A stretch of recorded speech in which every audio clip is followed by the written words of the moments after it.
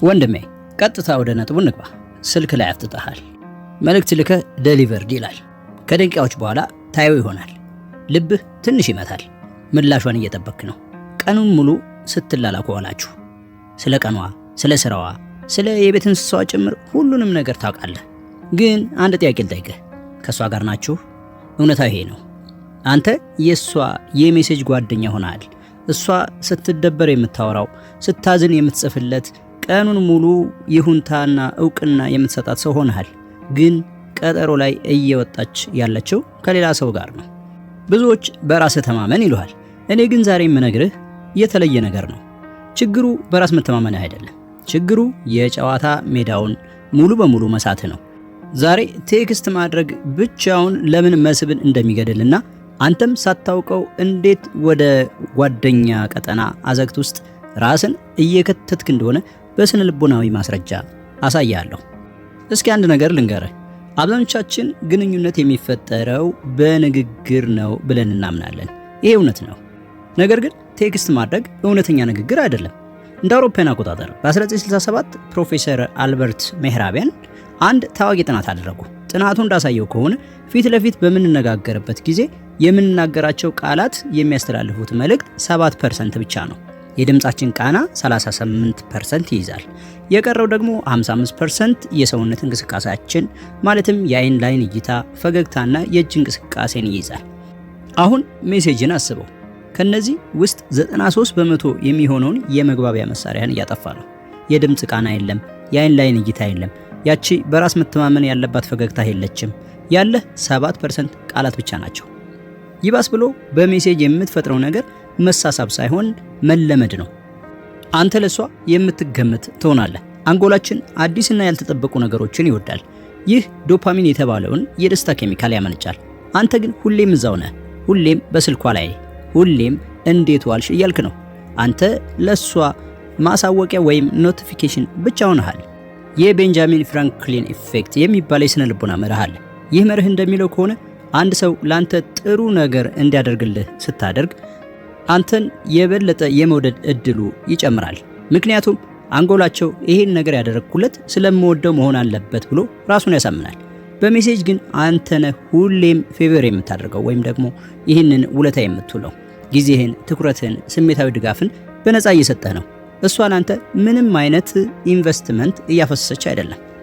ወንድሜ ሜሴጅ ልክ እንደ መዶሻ ነው። መዶሻ ሚስማር ለመምታት እንጂ ቤት ለመቀባት አትጠቀምበትም። ሜሴጅ የተሰራው ለአጭር፣ ግልጽና ተግባራዊ መረጃ ልውውጥ ነው። ዋናው ዓላማው ቀጠሮ መያዝ ነው። አንተ ግን ሜሴጅን እንደ ዋናው የመሳሳብ መድረክ እየተጠቀምክበት ነው። ይሄ ትልቁ ስህተት ነው። እውነተኛ መሳሳብ የሚፈጠረው መገኘት ሲኖር ነው። ኢምቦዲድ ኮግኒሽን የሚባል ጽንሰ ሐሳብ አለ። ይሄ ማለት አእምሮአችን የሚሰራው ከአካላዊ ተለይቶ አይደለም። እሷ በአካል ስታይህ ያንተን መገኘት፣ ቁመትህን፣ ድምጽህን፣ የምታሸተውን ሽታ፣ በራስ መተማመንህን ሁሉንም በአንድ ላይ ነው የምትገመግመው። ያኔ ነው እውነተኛ ኬሚስትሪ የሚፈጠረው። በሜሴጅ አንተ የማትታይ ወይም አብስትራክት ብቻ ነህ። በእውነተኛው ዓለም ግን ልምድ ነህ። ሴቶች የሚሳቡት ለልምድ ወይም ደግሞ ኤክስፔሪየንስ ነው እንጂ ለአብስትራክት አይደለም። እስኪ በንክኪ የሚተላለፍ መረጃ ላይ እናተኩር። ይሄ ብዙ ጊዜ የማይነገር ነገር ነው። በጥናት እንደተረጋገጠው በአጋጣሚ የሚመስል አክብሮት የተሞላበት የእጅ ንክኪ፣ ለምሳሌ ቀልድ ስትናገር ክንዷን ነካ ማድረግ፣ ከ100 ቃላት በላይ መተማመንና መቀራረብን ይፈጥራል። ይህ በሜሴጅ ፈጽሞ የማይቻል ነው። ስለዚህ ሜሴጅ መጠቀም ያለብህ እንዴት ነው? አንደኛ ግንኙነት ለመጀመር፣ ሁለተኛ ቀልድ ለመለዋወጥ፣ ሶስተኛ ቀጠሮ ለመያዝ። እዚህ ቦታ አሪፍ ቡና እንዳለ ሰምቻለሁ፣ ሐሙስ 5 ሰዓት ላይ እንገናኝ ለማለት። ጨዋታው አለቀ። ከዛ በላይ ከቀጠልክ እየተሸነፍክ ነው። እሺ አሁን ከባድ እውነት ልንገርህ። አንተ ሜሴጅ በመላክ እንዳትቀየመኝ እንዳላጣት ብለህ የምታስብ ከሆነ ቀድሞውንም አታታል። በራስ መተማመን ማለት እሷ ትወደኛለች ማለት አይደለም። በራስ መተማመን ማለት እሷ ብትጠላኝም እኔ ደህና ነኝ ማለት ነው። ይህንን በራስ መተማመንህን በሜሴጅ ማሳየት አትችልም፣ በድርጊት እንጂ። ከእሷ ጋር ለቀናት ወይም ለሳምንታት ሜሴጅ ከተላላክ በኋላ ነገር ግን በአካል ለመገናኘት ካልጠየቅካት አንተ ለሷ እያስተላለፍክላት ያለው መልእክት አንቺን በአካል ለመጋፈጥ እፈራለሁ ወይም ያንቺን ያህል ዋጋ የለኝም የሚል ነው። ስልኩን አንሳ፣ ደውል። አዎ ደውል። መደወል በጣም ደፋርና የተለየ ያደርጋል።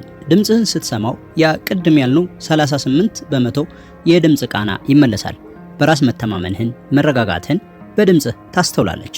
ሰላም ብለህ ስሟን ጠቅሰህ ሜሴጅ መጻፍ ሰልችቶኛል፣ ሐሙስ ወይም አርብ አመሻሹ ላይ ለ1 ሰዓት ተገናኝተን ቡና ብንጠጣ ደስ ይለኛል፣ የትኛው ቀን ይመችሻል በላት። የምርጫ ፓራዶክስ የሚባል የስነ ልቦና መርህ አለ።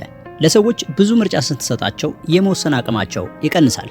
ምን መስራት ትፈልጊያለሽ ወይም መቼ ይመችሻል ብለህ ስትጠይቃት ስራ እየሰጠሃት ነው። ይልቁንስ መሪ ሁን። አንድ ቀን እንገናኝ አትበል።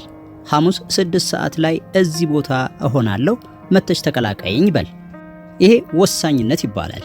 ወሳኝነት ደግሞ እጅግ በጣም ማራኪ ባህሪ ነው። ስራዋን እያቀለልክላት ነው። እሺ ቀጠሮ ያዝክ። አሁን ምን? አሁን ነው ሜሴጅን እንደ እውነተኛ ኤክስፐርት የምትጠቀምበት። ከቀጠሮ በፊት ዓላማ እሷን ማዝናናት አይደለም። ዓላማ ጉጉት መፍጠር ነው። የዛይጋርኒክ ኢፌክት የሚባለውን አስታውስ። ይህ ማለት አእምሯችን ያላለቁ ወይም ደግሞ ያልተቋጩ ነገሮችን ካለቁት ነገሮች በበለጠ ያስታውሳል። ከቀጠሮ በፊት በሜሴጅ ሁሉንም ነገር አትንገራት። ታሪኮችን አታበላሽ። ይልቁንስ ክፍት አድርገህ ተወው። ለምሳሌ በነገራችን ላይ ስለምታወሩት አንድ ነገር ትጠቅስና አንድ በጣም የሚያስቅ ነገር ትዝ አለኝ፣ ስንገናኝ አስታውሽኝ እነግርሻለሁ ትላታለህ። ከዛ ሌላ ለሐሙስ ለቀጠሯችሁ ቀን ማለት ነው ትንሽዬ ፈተና እያዘጋጀውልሽ ነው ተዘጋጂ ትላታለህ። አየህ አሁን እሷ ስላንተ እያሰበች ነው። ምን ሊሆን ይችላል እያለች ነው። ሁሉንም ማረጋገጫ በስልክ አልሰጣሃትም፣ ጉጉት እንዲኖራት አደረክ እንጂ። ሌላ ምሳሌ ልስጥህ። አይ ይሄ እንኳን ምሳሌ አይደለም፣ ይሄ ህግ ነው። ያነሰ በተናገርክ ቁጥር የምትናገረው ነገር የበለጠ ዋጋ ይኖረዋል። አንተ ሁሌ የማትገኝ መሆን የለብህም፣ ነገር ግን ቢዚ ወይም በስራ የተጠመድክ መሆን አለብህ። ህይወት ሊኖር ይገባል። ቀኑ ሙሉ ሜሴጅ የምትልክ ከሆነ ህይወት እንደሌለህ ነው የምታሳየው። ዓላማህን ግልጽ አድርግ። አንተ ጓደኛዋ መሆን አትፈልግም። አንተ ዓላማ ያለው ወንድ ነህ። ሴቶች ደግሞ ዓላማ ካለው ወንድ ጋር መሆን ይወዳሉ። የማያልቅ የሜሴጅ አዘቅት ውስጥ ከተቀረቀረ ወንድ ጋር አይደለም መሆን የሚፈልጉት። እንግዲህ ወንድሜ ምርጫ አንተ ነው። የሷ የሜሴጅ ጓደኛ፣ ዲጂታል ዳያሪ ወይም ኖቲፊኬሽን መሆን ትችላለህ።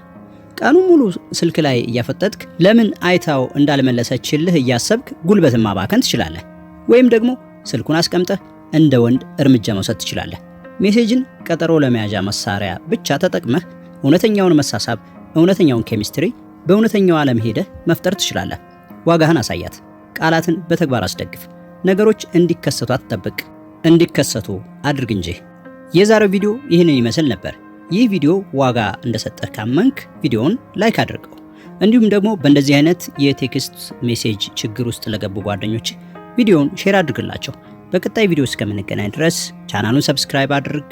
ሰላም።